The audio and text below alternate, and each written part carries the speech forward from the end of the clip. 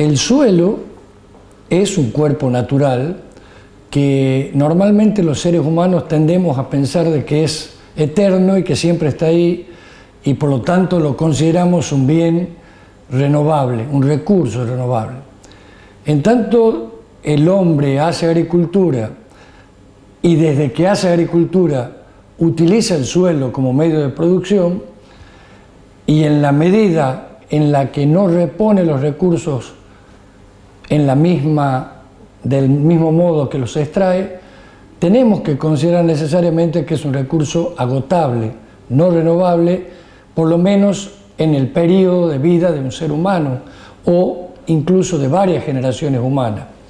Esto quiere decir, dicho de otra manera, que formar un pequeño centímetro de suelo fértil en la naturaleza puede llevar varios cientos o a veces miles de años, mientras que destruir ese pequeño espacio, esa pequeña profundidad que nos da de comer a toda la humanidad, puede llevar unos pocos años, e incluso una lluvia fuerte en un suelo que está en una fuerte pendiente puede llegar a perder su capa fértil de pocos centímetros en escasos minutos.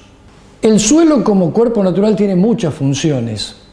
En principio, y en tanto los seres humanos pensemos que todo lo que nos rodea proviene del suelo, excepto nuestra alimentación a través de, digamos, de los peces, todo lo demás, nuestra vestimenta, los muebles y todos nuestros alimentos provienen de un modo directo o indirecto del suelo. O sea que su función básica es una función claramente social y económica, porque es el sustento de la alimentación de la humanidad. Otra función importante de los suelos es justamente esta, que es podríamos considerarlo que es un hábitat en donde viven todos los microorganismos que son capaces de descomponer la materia orgánica para poner los nutrientes a disposición de las plantas. El suelo básicamente, como cuerpo natural, está conformado por dos grandes, o por tres, digamos, fases. Una fase que es sólida y otra fase que, siendo porosa, a su vez está compuesta tanto por agua como por aire. Entonces estos tres componentes básicos, el sólido, el líquido y el gaseoso, hacen a la estructura general del suelo. Pero a su vez, la parte sólida del suelo está, podríamos decir, que dividida en dos partes, una mineral y otra orgánica. Es en esta orgánica que todos los seres humanos conocemos como materia orgánica, o que más comúnmente alguna gente llama humus. Bueno, en esa fracción orgánica es donde están contenidos todos los nutrientes necesarios para las plantas. Los nutrientes minerales son elementos químicos fundamentalmente que son esenciales e imprescindibles para la vida de las plantas, sin los cuales todas las plantas, sin excepción, no pueden vivir. Hay algunos que son más importantes solamente porque las plantas los toman en más cantidades, y es lo que llamamos los macronutrientes. Los más conocidos son los que están en los fertilizantes: nitrógeno, fósforo, potasio, calcio, magnesio, azufre. Pero hay otros que son los llamados micronutrientes, o también oligoelementos, que las plantas los toman en pequeñísimas cantidades, entre los cuales tenemos boro, molibdeno, hierro, manganeso, que son igualmente esenciales, y sin ellos la planta no puede cumplir su ciclo de vida, o por lo menos para los agrónomos no puede completar su ciclo de vida de un modo económicamente rentable para la producción. Es muy importante que cuando nosotros hablamos de los micronutrientes y de los macronutrientes, en realidad de los nutrientes en general, pensemos que el uso agrícola es cada día más extractivo de nutrientes por la sencilla razón de que la genética de los cultivos ha avanzado tanto en los últimos 30 o 40 años que las variedades que hoy se producen son de altos rendimientos. Y hay que pensar que un cultivo que tiene un alto rendimiento también tiene una alta capacidad de extraer nutrientes del suelo.